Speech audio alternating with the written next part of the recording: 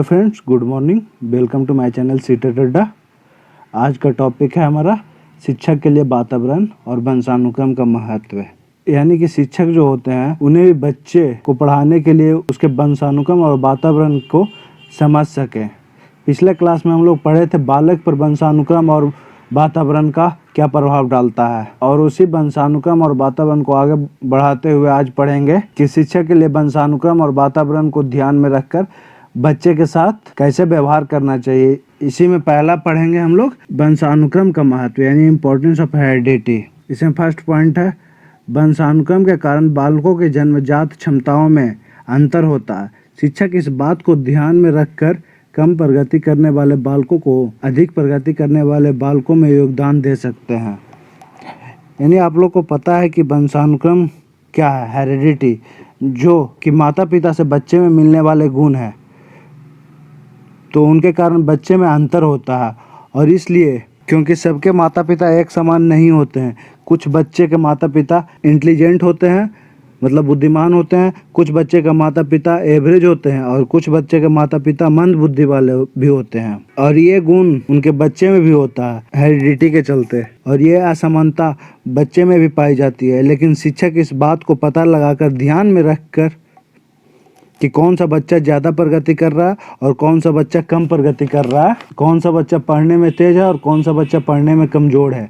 जो बच्चे कमज़ोर हैं, यानी जो बच्चे कमज़ोर होते हैं, कम प्रगति कर रहे होते हैं, उस तरह के बच्चे को शिक्षक के द्वारा ध्यान में रखकर ये देखना चाहिए कि उसे किस तरह से पढ़ाया जाए, और उस तरह के बच्चे को आगे वाले बेंच पर बैठाकर, यानी जो आगे का जो बेंच होता है, फर्स्ट बेंच होता है, उस पर बैठाकर उस पर हमेशा ध्यान रखना चाहिए और उसके प्रगति में योगदान दे सकते हैं।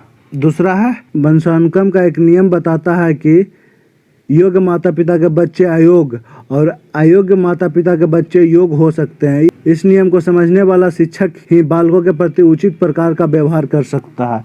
यानी जो वंशानुक्रम का नियम है यह बताता है कि यदि माता पिता अयोग्य हैं, मतलब कि पढ़े लिखे नहीं हैं, तो उनके बच्चे अयोग्य नहीं हो सकते हैं। और उस बात को समझकर यह वंशानुक्रम के नियम को समझ के शिक्षक बालके के प्रति उचित व्यवहार करके उसे समझा सकते हैं, और जो अशिक्षित माता पिता के बच्चे भी होते हैं उन्हें शिक्षित कर सकते हैं। अगला है वंशानुक्रम के कारण बालकों में सीखने की योग्यता। यहाँ पे योग्यता लिखाएगा। योग्यता में अंतर होता है। शिक्षक इस ज्ञान से अवगत होकर देर से सीखने वाले बालकों के प्रति सहनशील और जल्द सीखने वाले बालकों को अधिक कार्य दे सकते हैं। यानी वंशानुक्रम के चलते कुछ बच्चे जल्दी से सीख जाते हैं, यानी उनका जो हेरिडिटी होता है अपने माता पिता का, उसके कारण वो बच्चे जल्दी से सीख जाते हैं, और कुछ बच्चे देरी से सीख पाते हैं। और ये बात शिक्षक को तब पता चलता है जब वो क्लास में किसी भी तरह का क्वेश्चन देते हैं और उससे ये मूल्यांकन कर सकते हैं कि कौन सा बच्चा कब और कितने देर में बनाया। इससे शिक्षक को आसानी होता है बच्चे के बारे में समझने में। और जो बच्चे देर से सीखते हैं उसके लिए शिक्षक नया नया स्किल के मदद से उसे आसानी से सिखा सकते हैं। अगला पॉइंट है बालकों और बालिकाओं में वंशानुक्रम के कारण भेद होता है, जिससे विभिन्न विषयों में उनकी योग्यता कम और अधिक होती है। शिक्षक इस ज्ञान से उनके लिए उपयुक्त विषयों के अध्ययन की व्यवस्था कर सकते हैं। मतलब वंशानुक्रम के चलते लड़के लड़कियों में भेद होने से उन लड़के लड़कियों में विषय के प्रति अपनी अलग रुचि होती है। आप लोग देखते होंगे कि लड़के जो होते हैं मैथ सब्जेक्ट में ज़्यादा इंटरेस्ट लेते हैं और लड़कियों के मुकाबले, या लड़कियां बायोलॉजी सब्जेक्ट में ज़्यादा इंटरेस्ट लेती है लड़के के मुकाबले। और इस बात को समझकर शिक्षक उसे इस तरह के विषय को पढ़ने के लिए सलाह देते हैं और उससे संबंधित अध्ययन के सामग्रियों को व्यवस्था करने में मदद करते हैं। अगला है बालकों को वंशानुक्रम के कुछ प्रवृत्तियां आदतें प्राप्त होती है, जो वांछनीय और अवांछनीय दोनों प्रकार की होती है। शिक्षक इन प्रवृत्तियों का अध्ययन करके वांछनीय प्रवृत्तियों का विकास और अवांछनीय प्रवृत्तियों का दमन कर सकता है।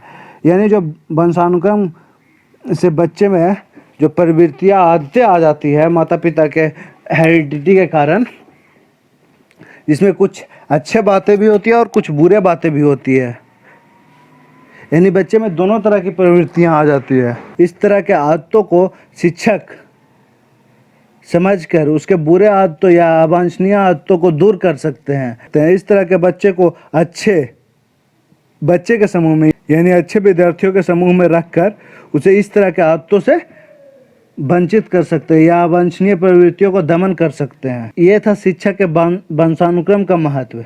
उसके बाद नेक्स्ट टॉपिक है वातावरण का महत्व यानी इम्पोर्टेंस ऑफ इन्वायरमेंट।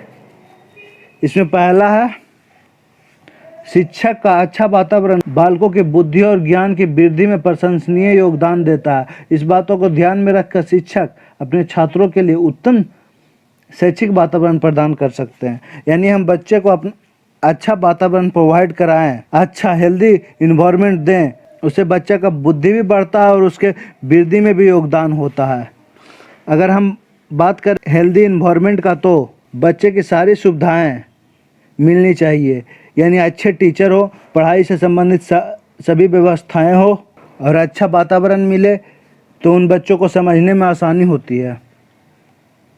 नेक्स्ट है बालक अपने परिवार, पड़ोस, मोहल्ले और खेल के मैदान में अपना पर्याप्त समय व्यतीत करता है और उससे प्रभावित होता है। शिक्षक इन स्थानों के वातावरण को ध्यान में रखकर बालक के उचित पथ प्रदर्शन कराते हैं। यानी जो शिक्षक होते हैं अगर उनको बच्चे के बारे में पता चल जाए कि वह अपना पूरा समय कहाँ व्यतीत करता है या उसका फैमिली कैसे हैं, उनके फैमिली का कंडीशन कैसा है, अगर शिक्षक को पता चल जाए कि वह बच्चा गरीब फैमिली से बिलोंग करता है तो उसे एक अच्छा वातावरण देकर यानी स्कूल में एक अच्छा वातावरण देकर यह महसूस होने से रोक सकते हैं कि वो गरीब फैमिली का है या उसके माता पिता नहीं पढ़े हुए हैं और उस बच्चे को अच्छे पथ प्रदर्शन पर ला सकते हैं, या उस बच्चे को ये भी समझा सकते हैं कि तुम अच्छे से पढ़ लिख कर आगे बढ़ सकते हो।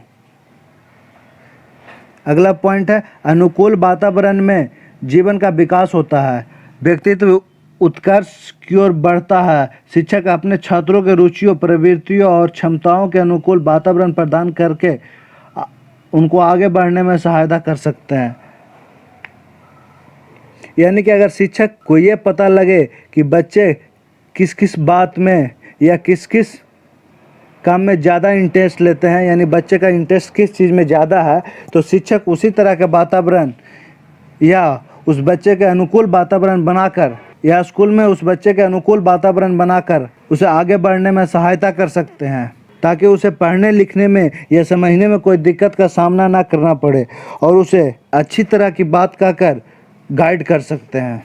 अगला पॉइंट है वातावरण के महत्व को समझने वाला शिक्षक विद्यालय के बालकों के लिए ऐसा वातावरण उपस्थित कर सकते हैं जिससे उनमें विचारों को उचित अभिव्यक्ति, शिष्ट सामाजिक व्यवहार, कर्तव्यों और अधिकारों का ज्ञान आदि गुणों का अधिकतम विकास हो। यानी शिक्षक एक ऐसा माहौल बना सकते हैं बच्चों के लिए जिसमें उन बच्चों को सिखाएं कि अपने से बड़े लोगों के साथ कैसा व्यवहार करना चाहिए, या सामाजिक बातें सिखा सकते हैं, अपने कर्तव्यों के बारे में सिखा सकते हैं, यानी उन बच्चों को अपने कर्तव्यों के बारे में अच्छे से बता सकते हैं, उसके आने वाले फ्यूचर के बारे में बता सकते हैं और अपने अधिकारों का ज्ञान दिला सकते हैं कि आगे जाकर तुम्हारा क्या क्या अधिकार हो सकता है। और इसे सिखाने के लिए इसी तरह के वातावरण को क्रिएट कर सकते हैं जिससे वो आगे चलकर अच्छे आदमी, अच्छे व्यक्ति बने। नेक्स्ट पॉइंट है वातावरण के बालकों की भावनाओं पर व्यापक प्रभाव पड़ता है और उससे उसके चरित्र का निर्माण भी होता है। शिक्षक बालकों के लिए ऐसा वातावरण निर्माण कर सकते हैं जिससे न केवल उसकी भावनाओं का संतुलित विकास हो वरन उसके चरित्र का भी विकास हो। यानी शिक्षक जो हैं बच्चे को अच्छे वातावरण में रखें तो उस बच्चे का चरित्र और सामाजिक भावनाओं का विकास अच्छे से हो। यानी शिक्षक बच्चे को अच्छे बात सिखाएं समाज के बारे में कि कैसे आपस में रहना चाहिए और किसी भी प्रकार का जाति का भेदभाव न करें, ये सारी चीज़ें बतलाएं तो इससे उस बच्चे में सामाजिक भावनाओं का संतुलित विकास होगा और अच्छे चरित्र का निर्माण भी होगा, जिससे बच्चे आगे चलकर अच्छे व्यवहार कर सकते हैं। यानी जो शिक्षक होते हैं एक बच्चे को अच्छे सामाजिक प्राणी बनाने के लिए तथा उसके चरित्र को निर्माण के लिए उनका अहम योगदान होता है। यह था शिक्षक के बारे में कि बच्चे के उसके वंशानुक्रम और वातावरण को ध्यान में रखकर उसके साथ कैसा व्यवहार करना चाहिए। आई होप आप लोग को समझ में आ गया होगा अच्छे तरीके से। अगर वीडियो अच्छा लगे तो चैनल को सब्सक्राइब कर दें और वीडियो को लाइक करके शेयर कर दें। Thank you.